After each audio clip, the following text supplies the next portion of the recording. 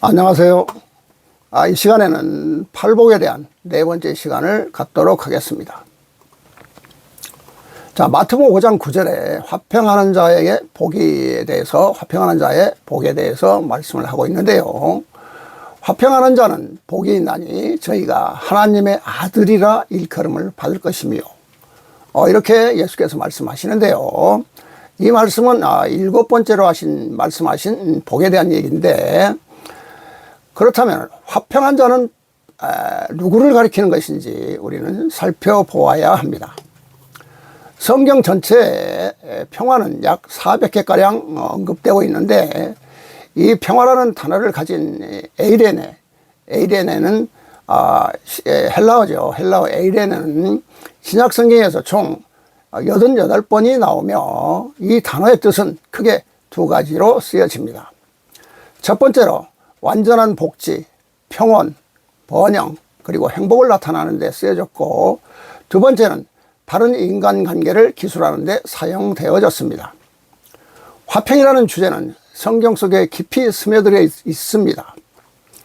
그리고 본문에서 나오는 화평하는 자에게 쓰인 단어인 에이레네 포이오네, 헬라어 에이레네 포이오네라는 이 단어는 신약에서 유일하게 이곳에서만 찾아볼 수 있는 용어입니다.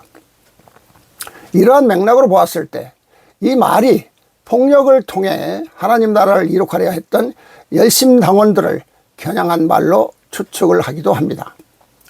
더 나아가서 열심당원들은 자신들이야말로 진정한 하나님의 아들들임을 밝히기 위해서 폭력적인 방법을 사용하였던 것입니다. 그뿐만 아니라 예수님 시대 때 열심당들은 분열과 정복의 게릴라 전투를 통해서 이스라엘이 스스로 통치하는 나라를 가져오려고 시도를 했었습니다. 그러나 종교 지도자들은 그들의 분파적 헌신으로 이스라엘 내에서 많은 분열을 가지고 왔으며, 그리고 추후 66년에서 70년 사이에 전쟁이 끝난 후에 팔레스타인 유대를 지배했던 바리새파 랍비들은 여타 그룹들의 무력 항쟁론에 반대하고 평화주의를 강조하기도 했습니다. 하나님께서는 자신 스스로는 평강의 하나님이라고 부르셨지만 이 세상에는 평화가 없었던 것이죠. 그렇기에 예수님께서는 이 땅에 평강의 왕으로 오셨고, 하나님과 인간 사이에 평화를 이루기 위해 궁극적인 제사를 드리셨던 것입니다.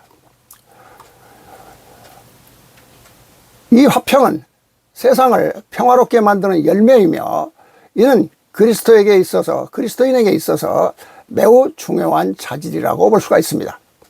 그리고 이 복에 따르면 모든 그리스도인들은 공동체 안에서나 교회 안에서나 화평하게 하는 자가 되어야 합니다. 우리가 화평하게 행동을 하고 화평을 이루어 가야 하는 것은 맞지만, 그렇다고 해서 우리 스스로 노력을 통해서 화평이 이루어지는 것은 아니라고 학자들은 말하고 있는데요. 이 말씀은 뭔가 앞뒤가 맞지 않는 말씀이라고 여기십니다. 화평하게 하는 것은 하나님의 일이기 때문에 화평을 만드신 하나님께서 화평하게 하실 수 있다고 말을 하는데요. 참된 평화는 하나님이 통치하시는 좋은 소식을 가져오는 사람들이며, 하나님은 모든 사람들 간의 궁극적인 조화를 가져오시는 분이라고 신학자들은 말하고 있습니다. 예수님께서는 평화에 대해 열정을 가지고 다툼을 피하고, 더 나아가 타인들 사이에서 일어나는 분쟁을 수습을 하고 미움과 앙숙을 불식하려는 자들을 화평하게 하는 자들이라고 말씀을 하고 있습니다. 그리고 화평하게 하는 자들은 자기 독단과 분열시키는 영은 화평케 함에 대해서 아무것도 모른다고 말하고 있죠. 그러나 화목해 하는 사람들은 하나님이 하시는 것과 같은 일을 하고 있다는 것입니다. 또한 하나님의 평화는 죄를 그대로 둔 상태의 평화가 아니며, 이는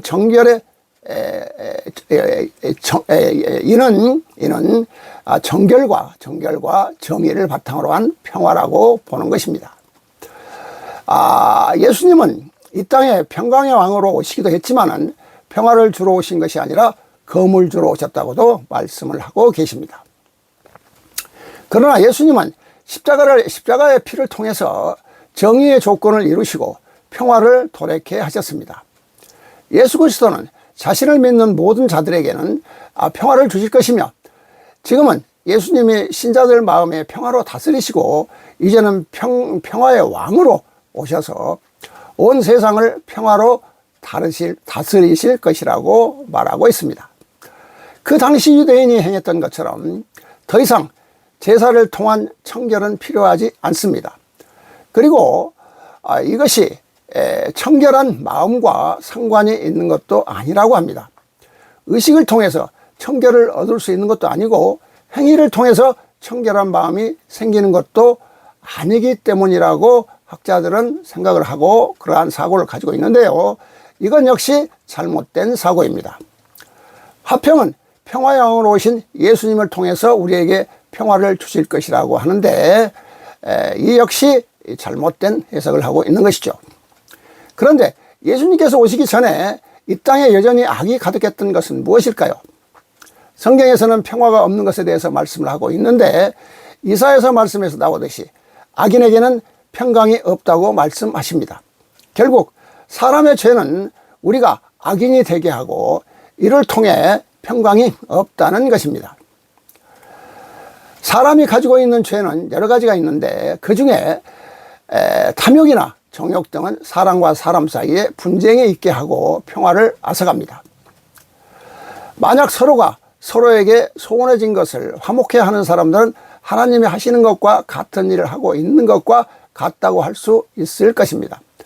왜냐하면 하나님은 항상 화해케 하시는 분이시지 분열하게 하시는 분이 아니시기 때문입니다. 우리는 하나님과 똑같이 닮을 수는 없지만 하나님을 닮아가기 위해 노력을 해야 합니다. 그러나 현재 하나님 아버지와 같지 않고 많은 사람들로 하여금 그 아버지를 믿을 수 없는 분으로 인식하게 하고 있습니다. 우리는 하나님의 은혜를 가볍게 여겨서 부끄럽게 해서는 안 되지만, 하나님께서 주시는 화평과 평화의 왕으로 오신 예수 그리스도를 부끄럽게 해서는 안 될 것이라고 학자들은 말하고 있습니다. 또한 참으로 화평하게 하는 사람은 인간이 만들어 놓은 분열을 온전하게 하시는 하나님을 기다리고 하나님을 위해서 일하는 사람들일 것이라고 말하고 있죠. 그리고 이 복이 표현하고 있는 일컬음을 받을 것이라는 것은 인정을 받는 것이나 어떠한 신분을 받게 될 것임을 말하거나 또는 어떠하게 여김을 받게 될 것이라는 히브리식 표현법입니다. 이로 보았을 때 화평하게 하는 자는 하나님의 아들이라는 일컬음을 받을 뿐만 아니라 하나님의 아들이 되는 신분 또한 받게 되는 것이라고 볼 수가 있죠. 예수님의 사역에 응답하는 사람들은 하나님 나라의 상속자가 됩니다. 하나님께서는 화평하게 하는 자에게 자신이 가지고 있는 모든 것의 상속자로 삼아주는 것이기 때문입니다. 자, 이에 대해서 화평케 하는 자의 복이 있다는 말씀을 새로운 성경 4869번째에서 다음과 같이 말씀을 하고 있습니다. 화평케 하는 자는 복이 있나니 저희가 하나님의 아들이라 일컬음을 받을 것이요. 내가 그리 전했으니 이 대목이 너희를 위하여 내가 내린 것임을 알아야 할 것이니라. 너희들이 재물을 긁어 모으기 위하여 큰 성전을 짓기 위하여 믿음의 길을 가는 것은 너희들이 반목하는 그와 같은 불화의 조짐을 갖는 것이며, 너희들이 믿음의 길을 가는 자만이 구원을 받는 것이며, 타 종교는 다 지옥불로 가며 이방인이라 말하며 너희들은 형제지간에도 경원시하며 너희들은 인간을 인간으로 생각지 아니하며 오로지 너희들과 같이 가는 자만이 인간이 대우를 해주는 그와 같은 믿음의 길을 가는 것이 너는 너고 나는 나요. 믿지 않는 자, 믿는 자를 엄격히 구분짓고 살아가는 것이 너희들의 화합이요 화평을 위한 길을 가는 것인가 너희는 그 뜻을 알라. 나는 나의 아들을 통하여 그리 너희들에게 가르쳤느니라. 너희들이 세상에 태어나 그 생명을 갖고 나온 것이 나로부터 받은 생명이니 너희들은 그 생명 자체를 형제로서 태어난 그것이 소중하기에 너희들이 종파라는 것이 너희가 잠깐 다른 옷을 걸친 것뿐이니 그것은 아무것도 아니며 너희들이 그 옷을 헐헐 벗어 던지고 나에게 올 수 있는 길이 나의 아들의 특권이라 말하지 아니하였던가. 너희들은 다른 옷을 입고 다른 종파에 속해 있는 백성도 언제든지 그 옷을 벗어 붙이며 나 여호와를 아버지라 부를 수 있는 것이 나의 아들, 딸이며 선택된 너희들의 특권이라 하였으니 모두를 다 사랑하고 아끼라. 너희 몸같이 사랑하라. 내 이웃같이 사랑하라. 그리고 인간의 생명을 가지고 같이 태어난 형제가 소중함을 알라. 그리 가르치는 것이 나 여호와의 참 진리요 화평케 하는 것이며 그와 같은 백성이 어떠한 백성인가? 그 백성이 복 있는 자라 하였음이니 바로 너희들이 그리 가르치고자 하는 자이니라. 그리하여 내가 너희들에게 무엇라 하였느냐?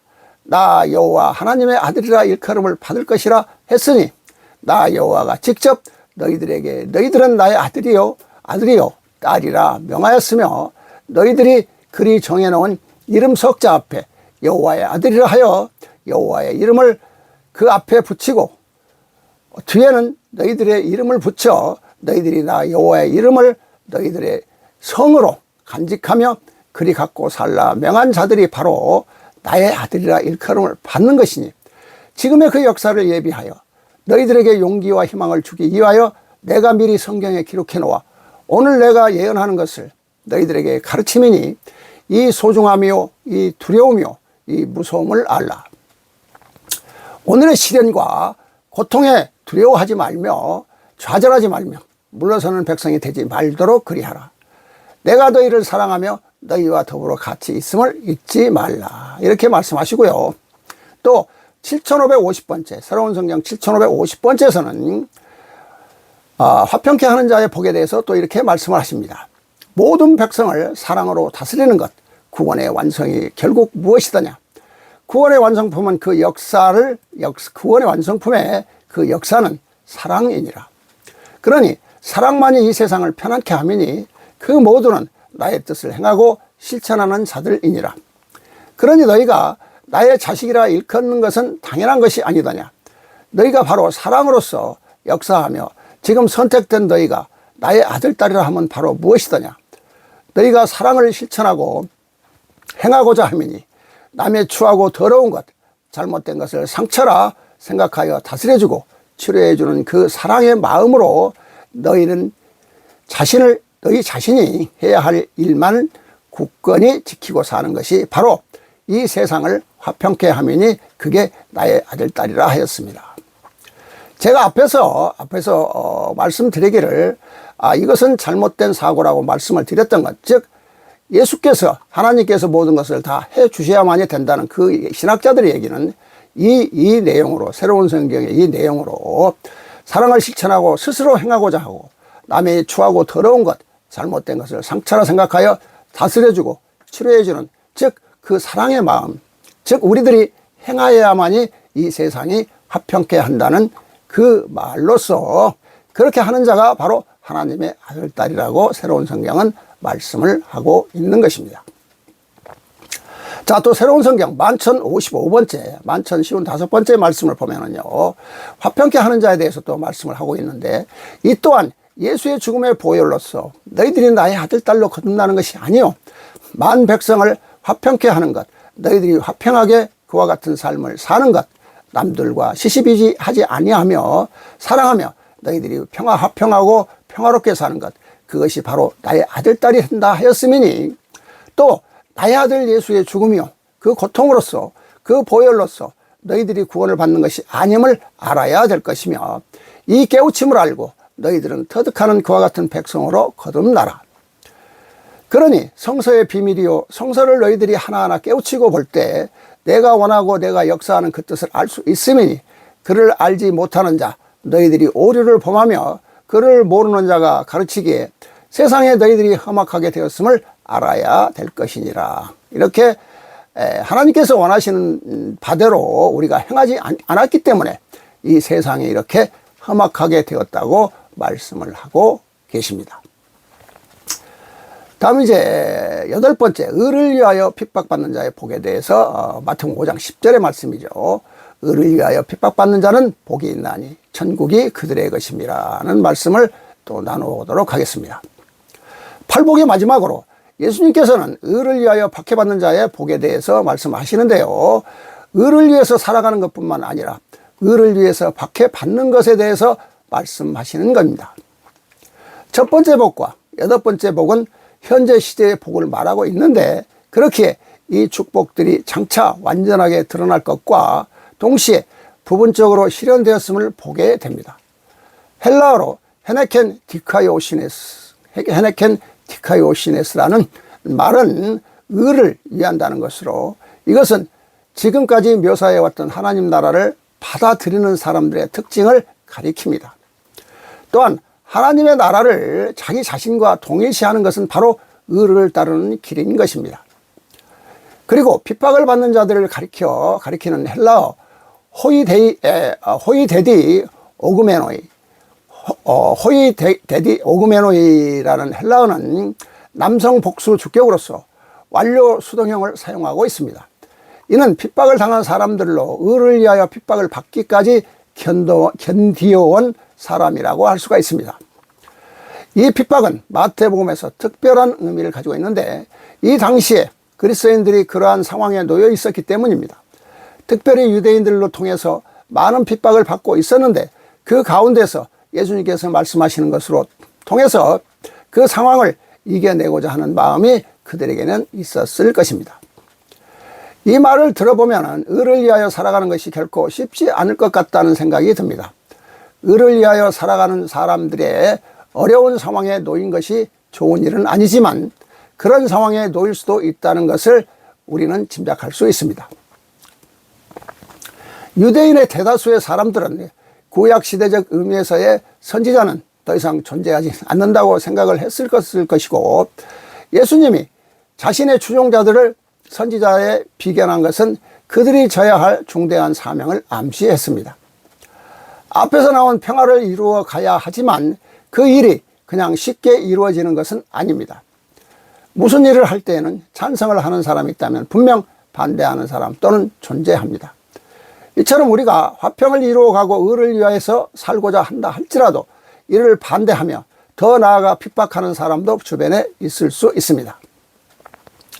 박해는 단지 조화가 될 수 없는 두 개의 가치 체계 간의 충동이라고 볼 수가 있는데, 박해는 말 그대로 사람을 해롭게 하는 뜻을 가지고 있는데, 이는 참으로 견디기가 힘들기도 하지만 충분히 화가 날 수 있는 상황일 것입니다.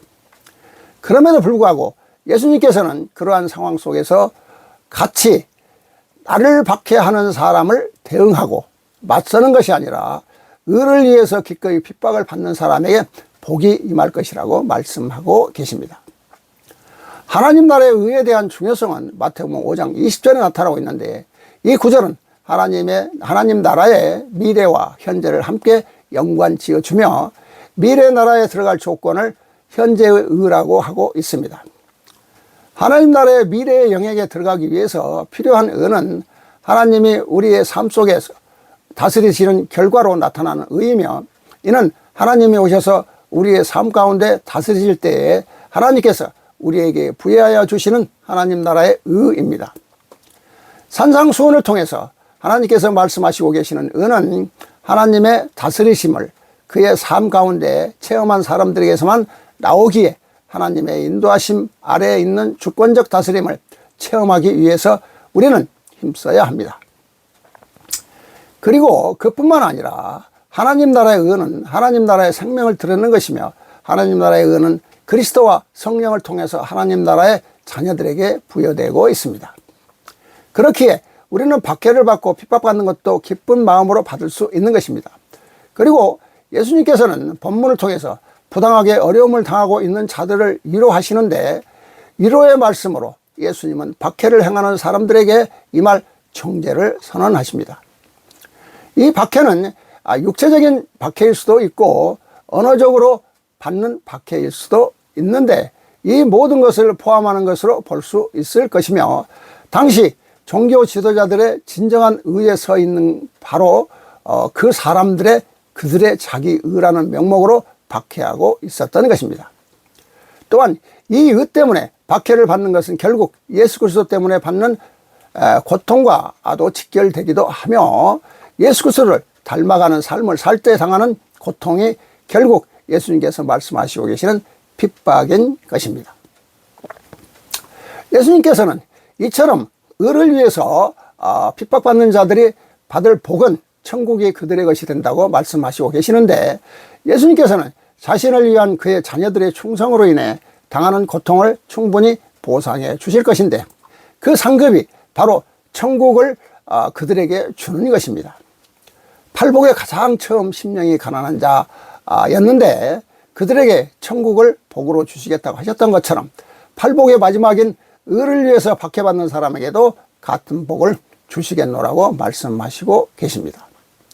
이를 두고 어떤 학자들은 첫 번째의 축복과 여덟 번째의 축복이 6가지 축복들을 감싸고 있고, 하나님 나라를 선언하는 것으로 보아서 팔복의 전체적인 내용을 하나님 나라의 도래로 이루어지는 현재적이고도 미래적인 변혁의 선포라고 볼 수 있다고도 합니다. 그리고 박해가 힘든 만큼 그에 따르는 보상은 그 위험을 훨씬 능가하는데, 예수님은 종교 지도자들의 자기 의에 반하는 하나님의 의의 형태를 견지하고 고집하는 당대의 사람들에게 희망을 주고 계십니다.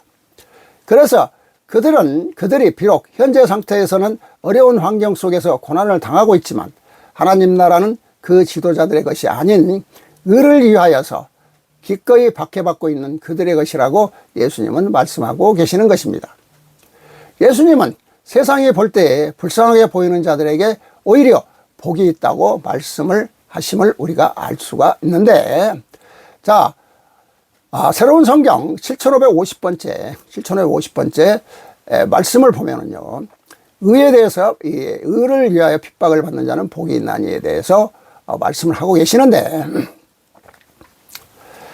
40절부터 보면은요, 7550번째 40절부터 보면은, 너희가 나의 법전을 가지고 세상에 전하미니 그 핍박이요 고통은 말할 수 없으나 이는 나 여호와의 진리요 나의 성령이요 나의 뜻이기에 너희가 어떠한 고통과 시련을 겪는다 해도 그 길을 포기하고 쳐버려서는 아니 됨이니, 이를 지키고 행했을 때 너희가 나에게 올 수 있음이라 함이니, 이 모두도 너희가 부귀 영화와 편안함을 생각하면 이룰 수 없으며 그 길을 가고자 하는 자는 이룰 수 없음이니라.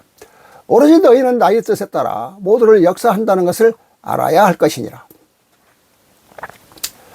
이렇게 말씀하시고요. 또 새로운 성경 11,055번째 31절부터 보면은요, 내가 성서에 기록하여 너희들에게 핍박받는 자 천국이 너희들이 것임이라 그리하였느니라.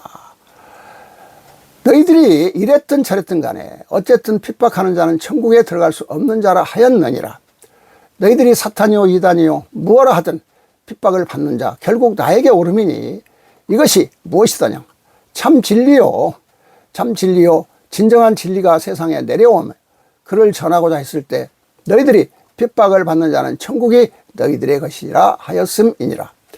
그러니 너희들이 어쨌든 누구를 핍박하는 종교 집단이요 지도자요 남을 핍박하는 그와 같은 행위는 바로 무엇이더냐. 나에게 올 수 없으며 천국이 너희들의 것이라 아니라는 것을 먼저 깨우치라. 그러니 함부로 핍박하는 행위를 하지 말라. 너희들이 과연 어떠한 종교 집단이요 누가 나에게 오르는 길이요 참 진리요 나로부터 선택된 목자가 이끄는 그와 같은 집단이요 가르침인지를 모르면서 어쨌든 이유를 불문하고 남의 종파요 나의 집단을 핍박하는 자는 결코 구원을 받을 수 없는 자이니라. 핍박받는 자만이 천국이 그들의 것이라 했으니, 핍박받는 자는 천국에 올 수 있는 백성이요 핍박을 하는 백성은 이유를 불문하고 천국에 오를 수 없으며 내 뜻에 역사할 수 없으며 나를 볼 수 없는 백성이라는 그 무서운 사실을 너희들이 깊이 깨우치라. 이리 내가 성서를 풀어 너희들에게 그 숨겨진 비밀을 가르쳐줘도 이를 믿지 아니하며 고개를 흔들며 이것은 사탄이요 그리고 성서를 공부한 자가 모두를 다 무너뜨리며 세상을 미혹해 하는 행위라며, 지금도 나의 법전을 태우고 찢어버리며 나의 아들 가슴에 비수를 꽂으려 하는 자, 그런 예수를 죽인 자보다도 더 사악한 자들이요 그와 같은 행위를 하는 오류를 범한다는 것을 잊지 말라. 이렇게 말씀을 하고 계십니다. 자, 지금까지 결론의 말씀을 드리고자 합니다. 화평케 하는 자는 복이 있나니 저희가 하나님의 아들이라 일컬음을 받을 것이니라. 마태복음 5장 9절의 말씀. 이 복을 표현하고 있는 일컬음을 받을 것이라는 것은 인정을 받는 것이나 어떠한 신분을 받게 될 것임을 말하거나 또한 어떠하게 여김을 받게 될 것이라는 히브리식 표현법입니다. 이로 보았을 때 화평하게 하는 자는 하나님의 아들이라 일컬음을 받을 뿐만 아니라 하나님의 아들이 되신 신분 또한 받게 될 것이라고 볼 수 있는데, 예수님의 사역에 응답하는 사람들은 하나님 나라의 상속자가 된다는 신학자들이 주장하고 있습니다. 이에 대해서 새로운 성경은 예수의 말씀을 구체적으로 상세히 서술하고 있습니다. 화평케 하는 자는 복이 있나니 저희가 하나님의 아들이라 일컬음을 받을 것이니라의 의미는 모든 백성을 사랑하는 사랑으로서 다스리는 것, 구원의 완성으로서 완성의 역사는 또 사랑이며 사랑만이 이 세상을 편안케 함으로 사랑을 실천하고 행하고자 하는 자, 그게 여호와의 아들딸인 것이며 또한 예수의 죽음의 보혈로서 여호와의 아들딸로 거듭나는 것이 아니요, 마음 백성을 화평케 하는 것, 화평하게 하는 삶을 사는 것, 남들과 시시비비하지 아니하며 사랑하며 화평하고 평화롭게 사는 삶이 바로 여호와의 아들딸이 된다 하였음이니, 또 예수의 죽음이요 그 고통으로서 그 보혈로서 너희들이 구원을 받는 것이 아님이라고 새로운 성경은 말하고 있습니다.